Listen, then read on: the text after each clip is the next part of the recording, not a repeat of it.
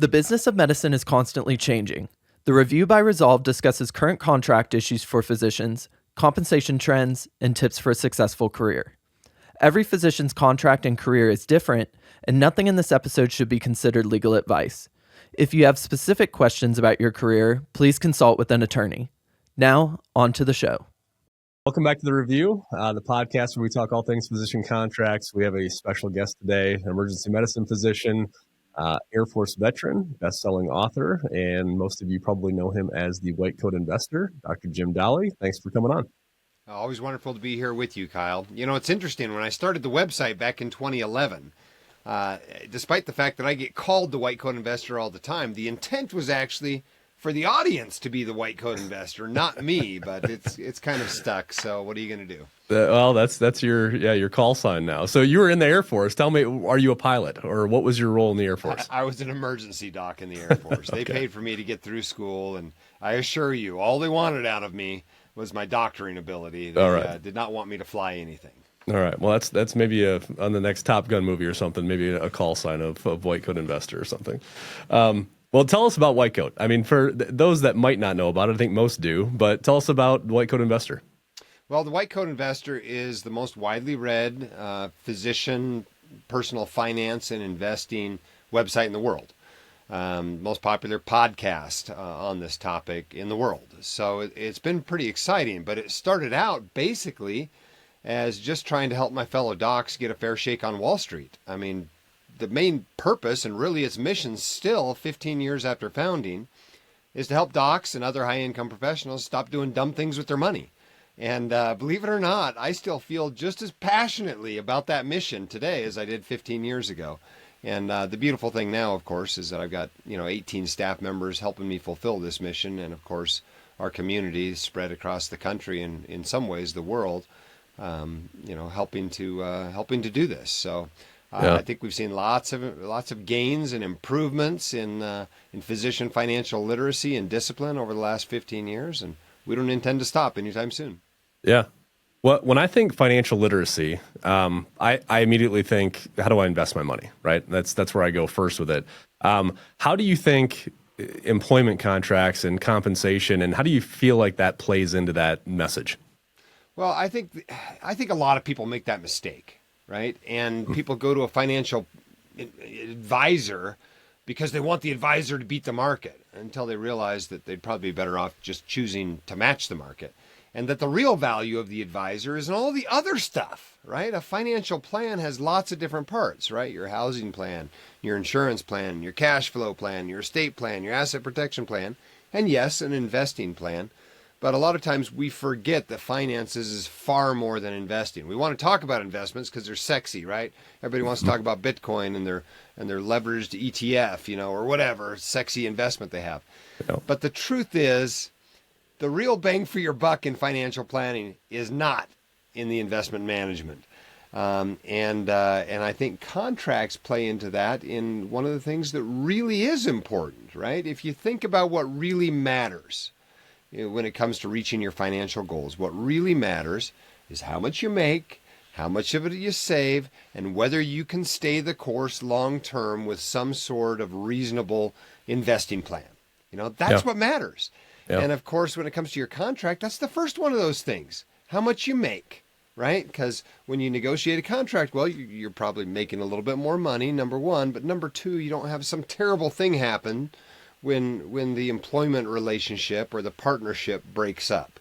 And that can really set you back a long ways when it comes to building wealth. So, something like, negotiating your employment contract, well, it comes at the very beginning of your financial life, and long before you ever get to investing. You've got to make the money and save the money before you can ever invest the money. Yeah. Well, and for a lot of folks coming out of training, right? I mean, it's kind of their first or one of their first big financial decisions that they're going to make, right? Is where am I going to work? How much am I going to make, right? And then in turn, what am I going to do with that revenue, right? Am I going to pay off debt? Am I going to invest it? How does that, happen? Do you think that most residents and fellows coming out understand the importance of their first contract? Do they understand that jump that they're making in income and how that's going to impact their financial lives? Well, I think they all look forward to jump in income, right? The jump in income is not a mystery. although I am amazed, I occasionally run into docs that chose a specialty without any idea what attending physician that specialty make or how that might stack up with attendings in other specialties, at least on average. But for the most part, people know they're getting a big raise coming out of training. They've been looking forward to it for their entire 20s and often half their 30s as well. So when you're coming out of residency, you're coming out of fellowship, your income's going up dramatically. For most docs, it's 3 times, 4 times, 5 times, 6 times what you were making as a trainee. So it's a substantial raise. A lot of times it's the only raise you can really look forward to in your career.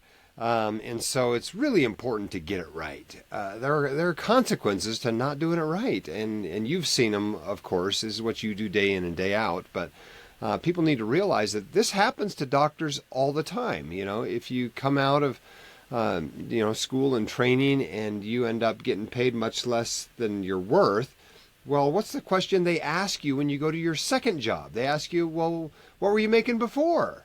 And so you tend to stay on that lower pathway you put yourself on for your entire career. And so it's pretty important to get it right at the beginning. Yeah.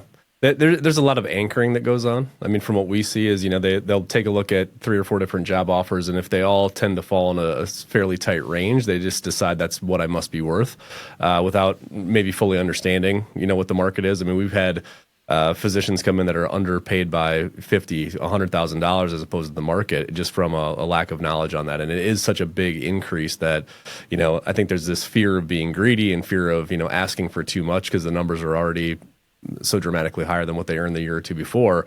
But you're right. I mean, if you're going to invest and you're going to make good decisions financially, you can't be short $50,000 a year. I mean, that's just like making a bad purchase, in my opinion, every year. I can't emphasize how much easier it is to build wealth and pay off debt when you make more money. Yeah. I mean, money isn't everything, right? I mean, if you look at the happiness studies, once you get to $75,000 or $100,000, how much happier you make from having more income. The slope of that graph decreases dramatically for sure. But reaching financial goals is just much, much easier when you're making $50,000 more, $100,000 more, twice as much more. It's just so much easier. It makes everything easier, right? We're all trying to squeak another $100 out of our budget every month. But I tell you what, if you get paid $2,000 more a month, it's just much easier than trying to, cut back on your grocery budget by $100. Yeah. And there's so much, and you've written on this, but there's so much intra-specialty variation, right? I mean, even within, obviously orthopedics makes more in a different amount than pediatrics, but even within the world of a certain specialty, where you live matters, right? What type of practice you're in matters. How long you've been in practice, is going to drive what the medians are. And so I'm curious, do you think that physicians understand that? I mean, do they understand kind of geographic arbitrage and what that looks like? Well, I don't think they understand geographic arbitrage, but I don't think they understand your first point nearly as well as they need to. The variation in pay is dramatic. The first thing most people see when they're looking at something about, physician salaries is they see that graph of the average income, average salary, whatever you want to call it, for the various specialties. And yes, they stack up with preventive medicine and pediatrics on the bottom and plastics and orthopedic surgery, et cetera, at the top. But those are averages. And you've really got to understand that the averages are only averages. I've run into pediatricians making 7 figures a year, right? This range is huge. And people don't understand that at all. Even in a specialty that's relatively compressed salary-wise, like emergency medicine, there's still variation of a couple $100,000 among people who are both working full time, essentially doing the same job, and one of them is getting paid a couple $100,000 more than another one. So I think that's a really important point. Geographic arbitrage, of course, incorporates a lot of things, right? It incorporates your cost of living and the tax cost of being in a particular place. But this is an interesting concept because it's very unique to medicine. This is very foreign for tech workers or attorneys, accountants, other types of professionals. When they go to the big cities, when they're in San Francisco, when they're in New York, they get paid more in those places, so it offsets the additional cost of living, additional taxes. That's often not the case for doctors. A doctor in a medium-sized city in Indiana often makes more than a doctor who's in New York City. So not only do they benefit from that lower cost of living and lower tax cost, but they actually make more money, before any of that is applied to the situation. So I don't think people understand either of those concepts very well. And if you can be happy living somewhere with a much lower cost of living and much lower tax rates, you should probably give serious consideration to that, especially if you're in a hurry to reach your financial goals. Yeah, there's so much out there on supply and demand of physicians, and there's a shortage, and so those rural or smaller markets have a hard time recruiting, which just means they have bigger incentives and oftentimes pay more, and so that's we certainly see that. You mentioned taxes in your last kind of statement there. We get a lot of questions on, should I work as a 1099 or should I work as a W-2, and which 1099s have to be better. I'm curious on your thoughts on that. Well, there's not enough nuance in this discussion and in thoughts on this topic among physicians. And part of that is their lack of financial training, their lack of business training. It's fine to be a W-2 employee. It's fine to be an independent contractor and get paid on a 1099. Either one of them is fine. You just got to know that when you're comparing those two types of jobs, you got to compare apples to apples. When you are an independent contractor, you're paying both halves of the payroll taxes, those Social Security and Medicare taxes. When you're an independent contractor, you're paying for all your benefits, health insurance, and maybe if there's life insurance or disability insurance or retirement plan. Yes, you have control over those benefits, but you're also paying the whole price for them. There's no employer picking up 80% of your health insurance premiums. So you've got to account for that when comparing jobs. I mean, I'm a big fan of owning your job. I think that additional control you have when you are a partner, being paid on a K-1, or when you are an independent contractor being paid on a 1099, I think that's generally a good thing. And I think it reduces burnout, which matters much more to people at mid-career than it does at early career. But the truth of the matter is you can build wealth and do just fine, retire as a multimillionaire, doing nothing but being an employee your entire career.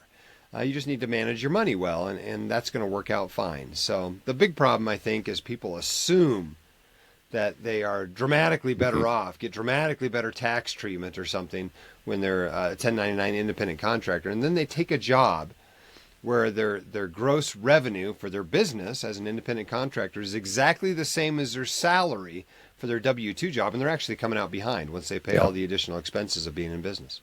Yeah, we had that exact scenario yesterday where it was, the salary was going to be offered in either format, right? And it was up to the physician to choose. And the one had, probably $50,000 to $60,000 worth of benefits, right? An employer match on 401ks and things like that they weren't getting. And so I do think it's a nuanced discussion. It's specific to every single situation. Do you think that a physician, because happiness and because burnout and all those things are just as important, right, as how much you earn? Do you think that a physician should prioritize those things over compensation as far as where they're going to work, take less for the right job, that type of mentality? Well, I have a phrase I like to use when discussing this, and that phrase is optimize for longevity. Because the biggest financial risk for a physician in their entire career is not disability, it's not getting scammed, it's not being sued for a gazillion dollars. Their biggest risk is actually burnout. If you burn out at mid-career, you're leaving literally millions of dollars worth of earnings on the table. And so anything you can do to prolong your career to stave off burnout, right? Because burnout rates, when you measure them, they're like 50%. Yeah, it's high. Really bad. Anything you can do to work longer is good for your finances. You end up with more money coming from Social Security. You give your investments more time to compound, less time to live off of your nest egg. It's good all around if you can work longer. So you are far better off as the average pediatrician for 30 years than you are as a highly paid orthopedist for 10. And so I think it's really important when you make career decisions, and partnerships should do this too when they're making decisions that affect their staffing or their call or whatever, is optimize for longevity. Do what it's going to take for you to be in the career for, a full career. That said, a lot of times you can do that without taking a huge pay cut. So don't, give up the store just to get a little bit better call schedule or something.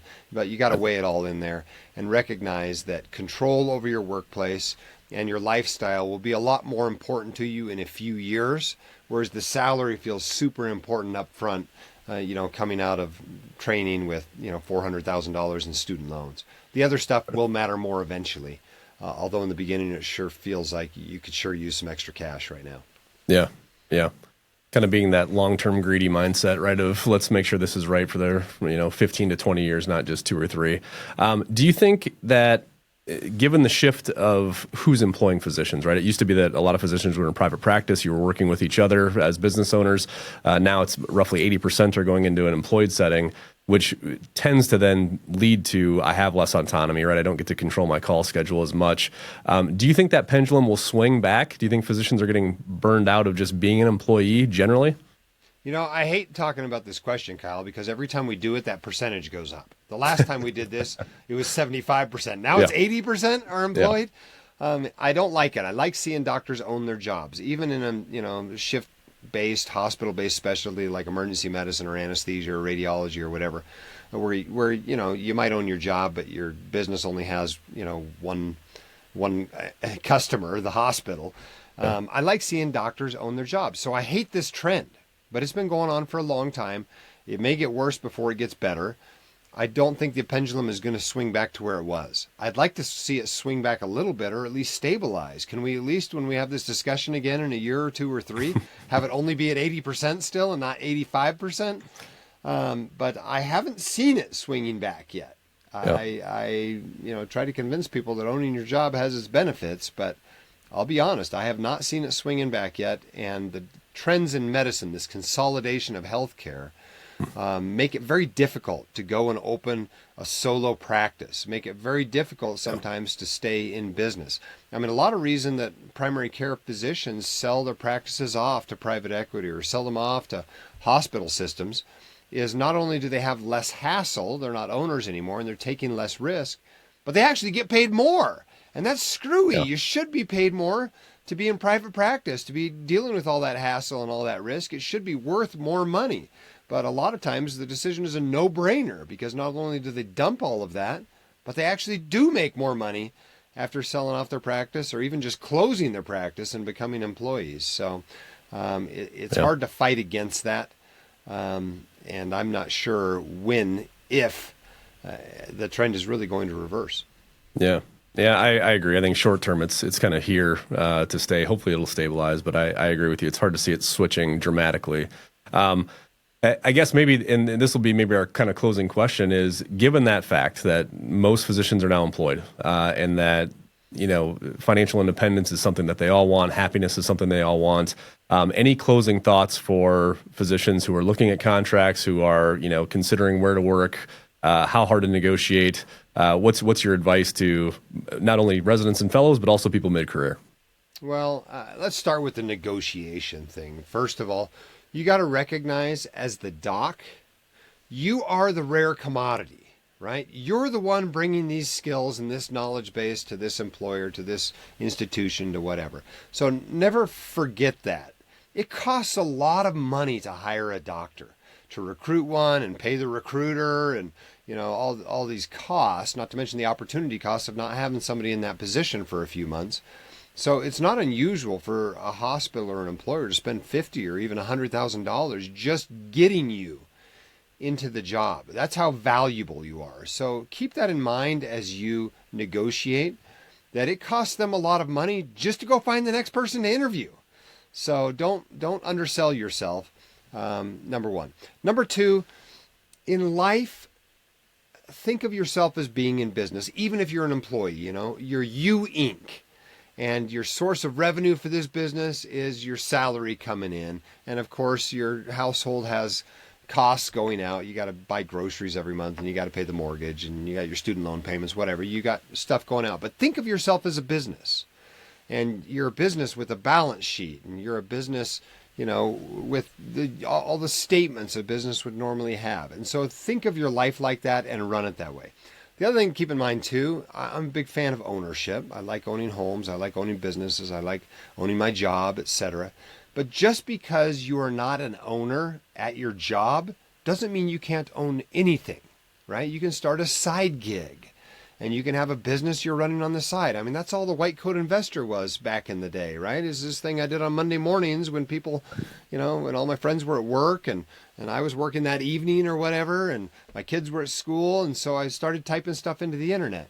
That's all it was in the beginning. It was a side gig, and now there's 18 people working here. You never know what your side gig is going to grow to. And it might be your investments. Maybe you start building a real estate portfolio, and that's kind of where you get the ownership and the entrepreneurship aspect of your life from. It doesn't have to come from your job. So think like an owner, even if you're an employee, and you'll be more valuable to your employer, and you'll probably be happier in your life. Yeah, I think that's all of that is great advice. I think we find that the happiest clients are the ones that do feel like they have control. They feel like they're being paid fairly, and that they're they have some I guess freedom, right? Because they've done the right things financially, and they're not worried about getting let go or having to move for non-compete reasons or those other topics. So appreciate having you on. We'll see if we can keep that number at 80% next time you come back on. And we wish you well for everything that's going on at Whitecoat. Thank you.